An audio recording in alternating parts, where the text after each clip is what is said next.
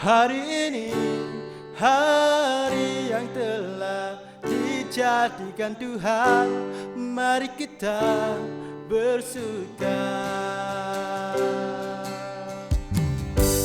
Hari ini, hari yang telah dijadikan Tuhan, mari kita bersuka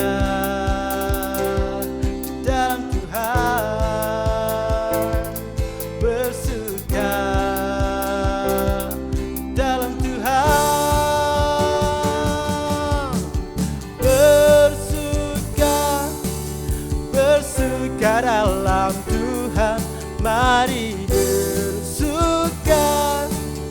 bersuka citalah, bersuka dalam Tuhan, sekarang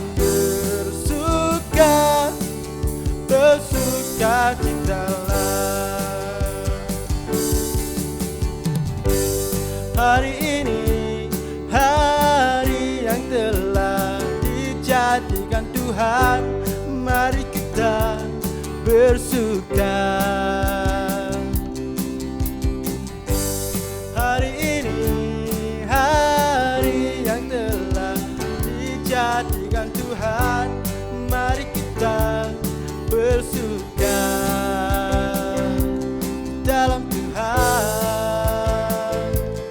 bersuka dalam Tuhan, oh, bersuka dalam Tuhan, mari bersuka citalah, bersuka dalam Tuhan, sekarang bersuka citalah,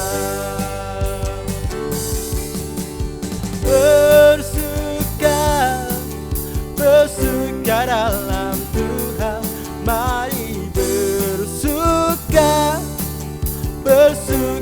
citalah, bersuka dalam Tuhan, sekarang bersuka citalah, sekarang bersuka citalah, sekarang bersuka citalah.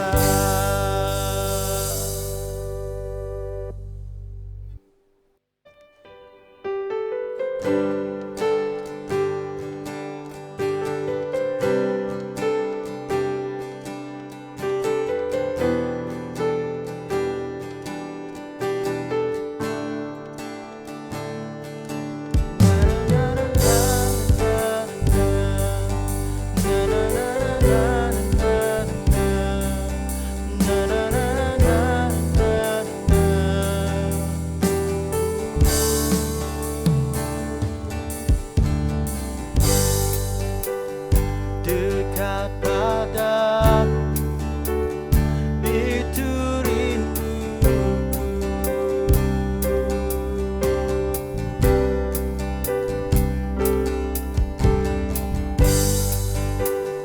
Setiap kata kau pun menunggu.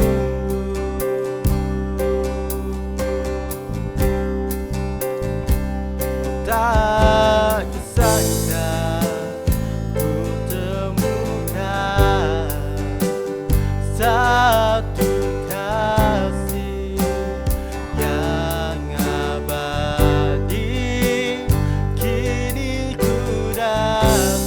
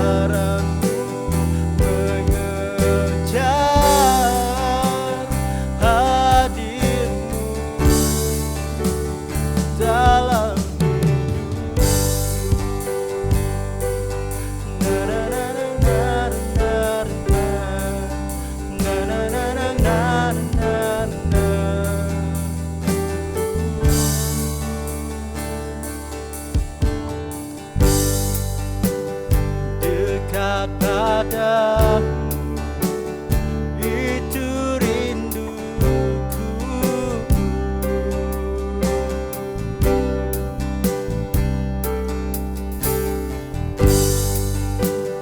Setiap kataku kau pun menunggu.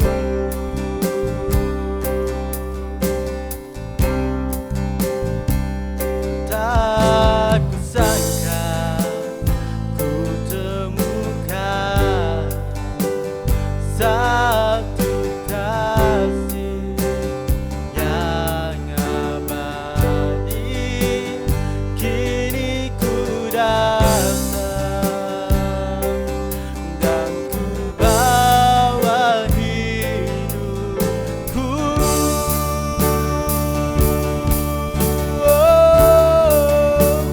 Memandang wajahmu, mengikuti kebaikanmu, mengejar hadirmu dalam hidupku.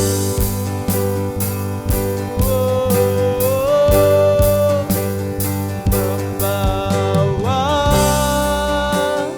sembahku, menyatakan kebesaranmu, mengejar hadirmu dalam hidupku.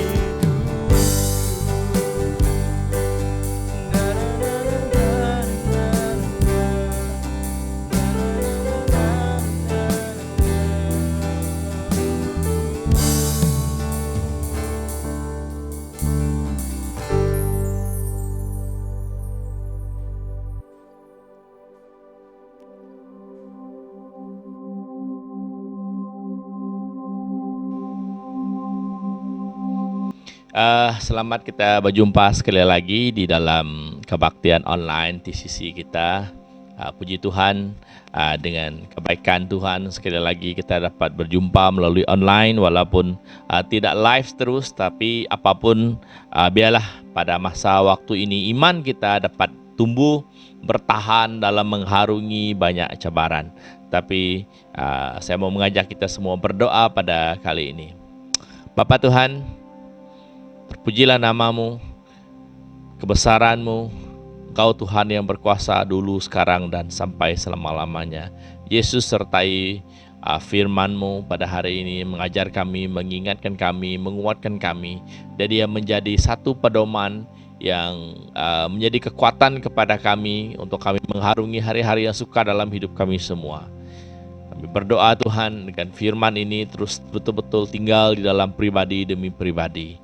Yesus, terima kasih. Hanya di dalam nama Yesus. Amin. Baik, sebelum saya membaca firman Tuhan, bagi yang ada Alkitab sekarang boleh buka dalam Keluaran 5 ayat 1 sampai 22 lah, satu fasa, itu fasa 5. Tapi sebelum itu, kenapa saya mau firman ini dikongsi kali ini? Sebab mau mengingatkan semula apa yang telah berlaku kepada anak-anak Tuhan di zaman dahulu, yaitu zaman di mana Firaun menjadi raja di Mesir pada waktu itu, dan orang-orang Israel menjadi hamba pada waktu itu. Keadaan ini sangat sedih sebenarnya waktu itu, di mana seluruh orang Israel menjadi hamba. Mereka betul-betul menjadi hamba.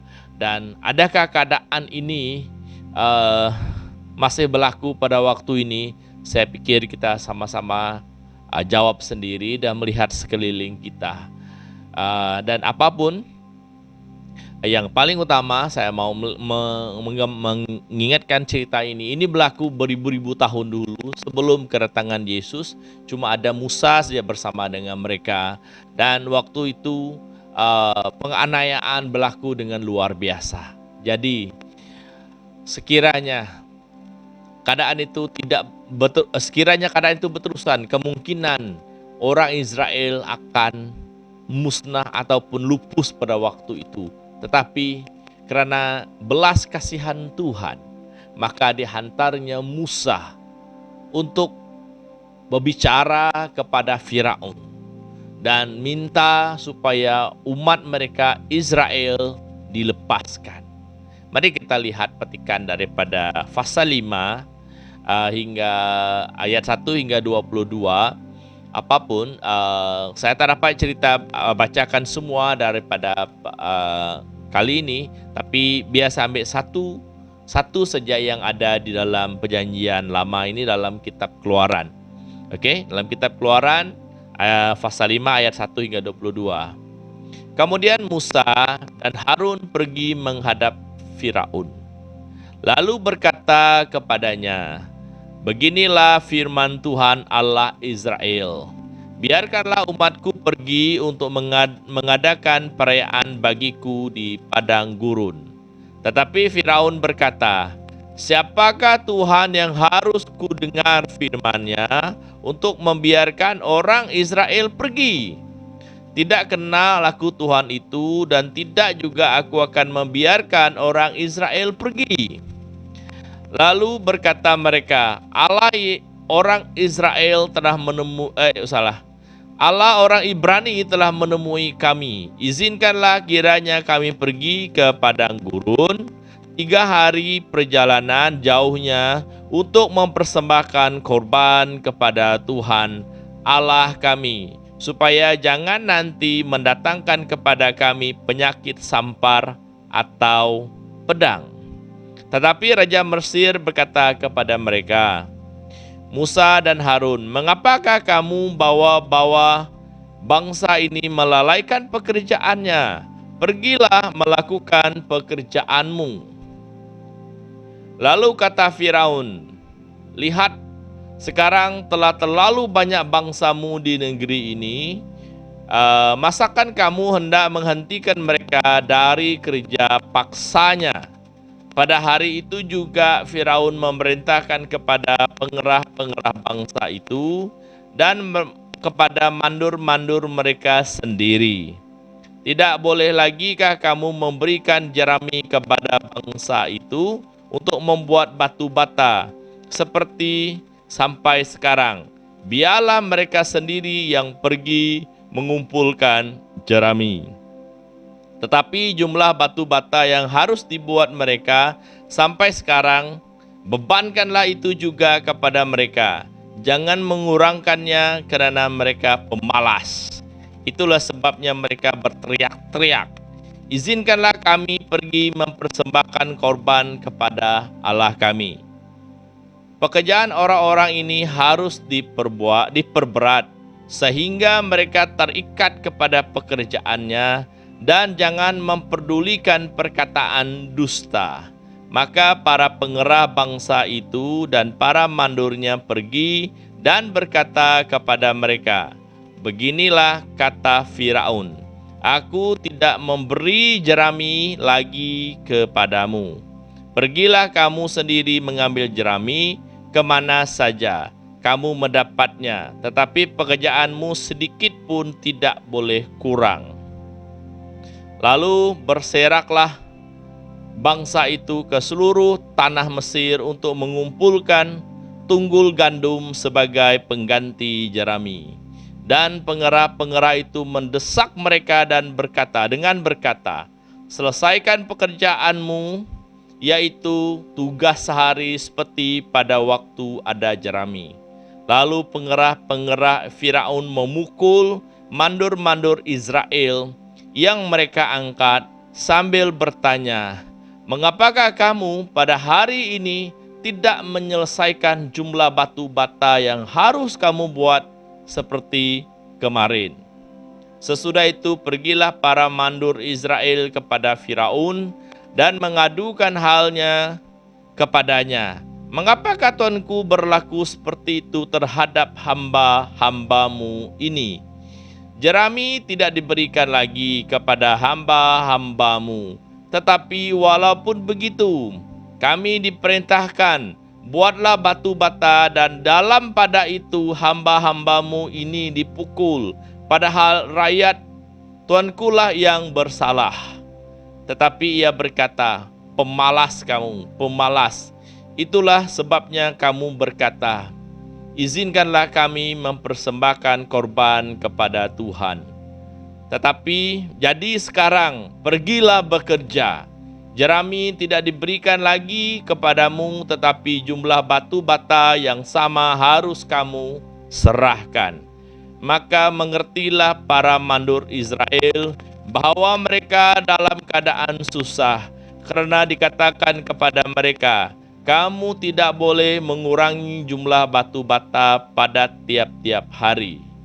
Waktu mereka meninggalkan Firaun, berjumpalah mereka dengan Musa dan Harun yang sedang menantikan mereka. Lalu mereka berkata kepadanya, kiranya Tuhan memperhatikan perbuatanmu dan menghukumkan kamu, karena kamu telah membusukkan nama kami kepada Firaun dan hamba-hambanya, dan dengan demikian kamu telah memberikan pisau kepada mereka untuk membunuh kami. Lalu Musa kembali menghadap Tuhan. Katanya, Tuhan, mengapakah engkau memperlakukan umat ini begitu bengis? Mengapa pula aku yang kau utus? Sebab sejak aku pergi menghadap Firaun untuk bicara atas namamu, dengan jahat diperlakukannya umat ini. Dan engkau tidak melepaskan umatmu sekama sekali. Sampai 23 ya.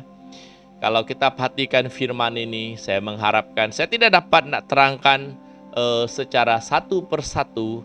Kalau kita amati cerita ini, apa maksud Jerami dalam cerita ini? Kalau ambil masa kita, apa maksud Jerami itu? Jerami itu diperlukan untuk apa? Untuk membuat bata.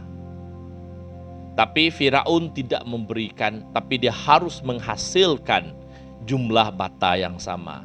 Apa maksudnya di sini? Firaun mempermainkan orang Israel. Kemudian dia kata mereka pemalas. Dia sebenarnya menghina sehina-hinanya orang Israel. Sebab dia tahu orang Israel tidak ada kekuatan untuk melawan dia.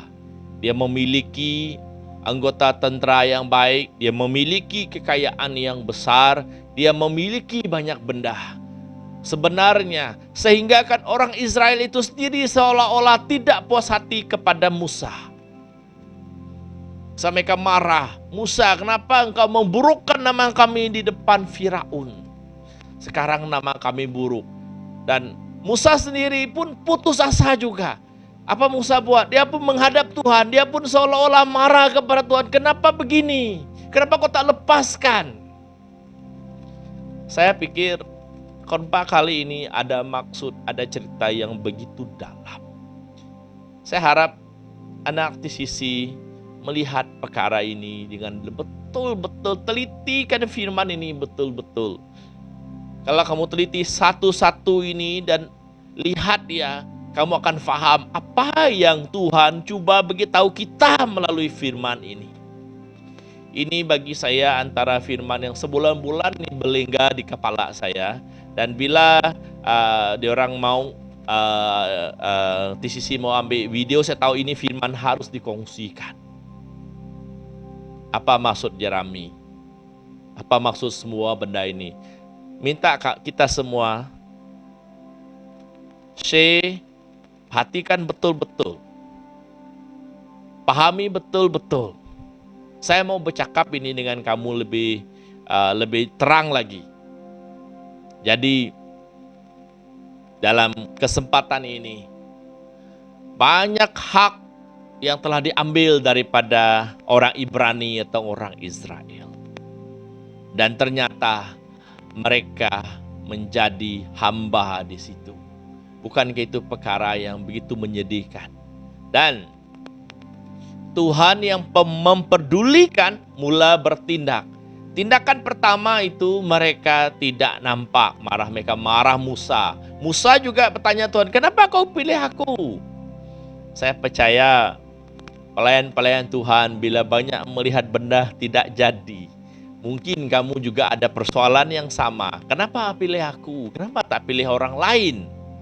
Saya juga pernah ada persoalan ini dulu, tapi tidak sekarang. Dulu pernah di awal saya memulakan pelayanan ini, saya pernah ada persoalan seperti ini. Bila apa yang saya inginkan, ia tidak terjadi. Tetapi selepas melalui pengalaman demi pengalaman, pengalaman demi pengalaman, saya belajar seperti mana juga Musa belajar. Saya bukan Musa, tapi saya belajar daripada apa pengalaman dia dan daripada pengalaman saya sendiri. Pekerjaan Tuhan jarang boleh dilihat dalam masa yang dekat. Ia bergerak atas kemauan dia, atas kehendak dia. Tetapi Tuhan juga mau kita sedar daripada cerita ini kita siapa. Itu sangat penting. Itu kita mesti kenal diri kita siapa. Adakah kita kumpulan yang mana? Itu sangat penting. Sebab macam kita tidak berlari, kita mesti tahu dari mana kita harus bermula. Baru kita tahu di mana kita akan tamat. Kalau kita tak tahu di mana kita mula macam mana kita nak menamatkan larian itu? Anak-anak Tuhan. Ada 10 lagi, ada banyak lagi pergerakan seterusnya. Saya tak sempat ceritakan di sini, tapi saya minta baca balik kitab Keluaran, kamu akan nampak apa yang saya cuba sampaikan kepada kamu pada hari ini. Bahwa di mana kedudukan kita itu sangat penting. Siapa kita? Macam kita di sebuah organisasi, kita tahu kedudukan kita. Kalau contohnya kita berada di satu syarikat, ada general manager, ada CEO, ada supervisor, kemudian ada department leaders, seterusnya ada staff biasa, akhirnya ada cleaner. Kita di mana kedudukan kita? Kalau dalam organisasi memang tidak wujud siapa hamba, semuanya sama.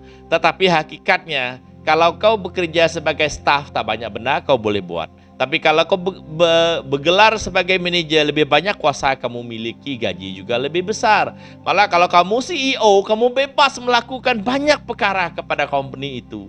Sebab company itu seolah-olahnya kamu yang punya. Sedari kedudukan itu, maka daripada kedudukan itu, maka banyak benda boleh kita miliki, boleh kita dapati. Jadi saya mau mengingatkan, menyedarkan kita. Dulu orang-orang Israel menjadi hamba di Mesir. Sekarang, tahun ini 2021, bangsa apa yang paling hebat? Bukan juga kita resist di sini, ini tidak kaitan dengan resist. Ternyata satu dunia tahu bahwa Israel bukan negara yang boleh dimain-mainkan. Orang-orang Israel bukan orang yang boleh dibunuh sesuka hati. Kita tidak pernah dengar lagi mereka menjadi hamba seperti di dalam cerita Alkitab. Sebaliknya kita dengar banyak perkara lain. Adalah orang kata itu terpulang, tapi saya tidak berniat untuk mengagungkan bangsa atau apa, tetapi berdasarkan Alkitab kita. Ternyata dalam Alkitab kita mereka adalah hamba. Hanya sekarang kita lihat mereka seolah-olah memegang satu dunia. Malah banyak orang takut kepada mereka. Itu berlaku selepas beribu-ribu tahun. Anak TCC yang bersama di sini, ataupun yang dari Transformers, atau yang daripada menonton video ini atau menonton live ini, mintalah dari Tuhan seperti mana Musa memintanya. Minta bersama, jangan hanya mengharapkan Musa. Maksud saya, jangan hanya mengharapkan pemimpin, tapi minta Tuhan betul-betul melepaskan kita daripada banyak penghambaan. Penghambaan itu banyak hal, mungkin penghambaan dari segi dosa, penghambaan dari segi minda, dan lain-lain penghambaan. Itu terpulang kepada kefahaman kita, apa yang kita lalui. Itu yang saya kata tadi, kita harus sedar dan kita harus tahu di mana kedudukan kita dan siapa kita. Maka baru kita mau minta apa dengan Tuhan. Kalau kita tidak tahu, macam mana kita mau meminta? Ya, contohnya kalau kita ada kereta, lama kita tidak pakai. Kalau kita tak tahu dia rosak apa atau tak tahu dia rosak, macam mana kita nak berjalan kepada destinasi-destinasi lain? Sebagai contohnya kalau kamu nak pergi ke Sibu, kamu ada kereta, tapi kamu tak tahu kereta itu rosak atau tidak. Macam mana kamu nak repair? Macam mana perjalanan itu akan berlangsung dengan baik? Pastinya tidak akan. Mungkin dia rosak di serian, mungkin tayar dia sudah botak dan mungkin bocor. Sebab itulah kita harus tahu. Sama juga, untuk mengetahui siapa diri kita, pertama syaratnya bagi saya baca Alkitab. Kedua, melakukan rutin harian kita dengan berbicara kepada Tuhan. Ketiga, lihat sekeliling kita. Keempat, tanya diri kita, am I okay? Adakah saya ini okay? Kalau kamu rasa kamu semua okay, saya pikir orang itu berada dalam keadaan bahaya. Kalau tak okey, baru kita tahu. Macam kereta kita tadi, kita cek okey tak kereta saya. Oh, ini tak okey, oh tayar dia kena ganti. Dia punya minyak hitam kena ganti. Itu penting. Jangan terlalu seronok dengan kehidupan ini sehingga kita lupa kondisi diri kita. Hingga kita lupa macam mana kondisi rohani kita. Hingga kita lupa. Kita sebenarnya menjadi hamba kepada dosa. Kita menjadi hamba kepada banyak perkara. Saya tak dapat nak ulas satu-satu sebab orang lain dia punya apa tu yang menghambakan dia.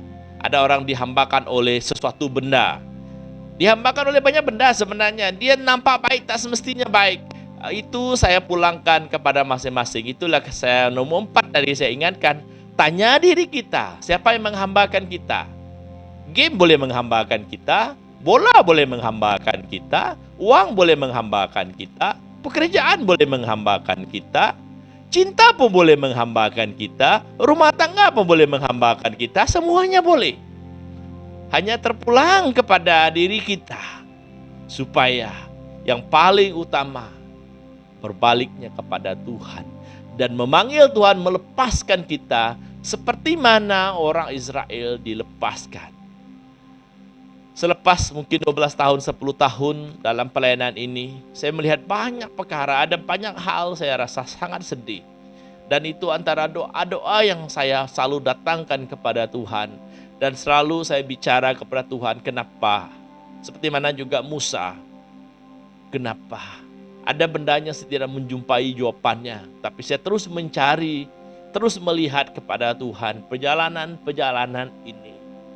Mungkin Musa pun mengambil 10 kali bahwa dia berjumpa dengan, kalau saya tak salah 10 kali dia berjumpa dengan Firaun. Baru dia dilepaskan. Jadi saya mau mengajak anak-anak yang ada di dalam TCC, jangan jemu berjumpa dengan Tuhan, jangan jemu berjumpa dengan kawan-kawan rohani kamu, jangan jemu membaca Alkitab, jangan jemu berdoa, jangan jemu melakukan aktiviti rohani. Musa memerlukan 10 kali. Jadi kita juga belajar daripada Musa. Percayalah, Yesus tengah bekerja di tengah-tengah kita. Tapi saya juga percaya, nak tolong orang-orang tu kena sedar juga. Kalau orang tu tak sedar, macam mana nak tolong? Susah juga. Saya ambil satu contoh. Ada orang dia tak pernah rasa dia apa-apa, dia tak memerlukan. Tapi sebenarnya lori itu tengah melanggar dia dari belakang, dia tak nampak. Contoh. Jadi kalau dia sedar ada lori, dia akan lari. Kalau dia tak sedar, dia akan kena langgar. Itu yang saya coba sampaikan. Kita juga kena sedar, jangan terlalu leka. Kita rasakan semua bendanya oke. Kita rasa kita semua diberkati. Kita mulai tanya balik, kita tengah jadi hamba kepada apa? Hamba kepada berkat. Sebab berkat itu menurut pandangan kita. Berkat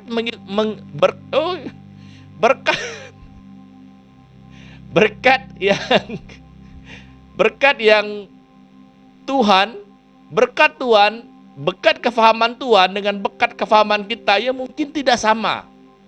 Saya sebagai orang yang tua sedikit, dan bekerja sebagai pendidik, saya memahaminya. Kalau contohnya saya mengajar akademik, paling mudah memberi berkat kepada pelajar, bagi berkat tinggi-tinggi. Salah pun bagi betul. Tetapi akhirnya dia tak pandai benda tu. Jadi saya terpaksa sebagai pendidik, saya kena ajar mereka satu demi satu dan kena lalui satu demi satu.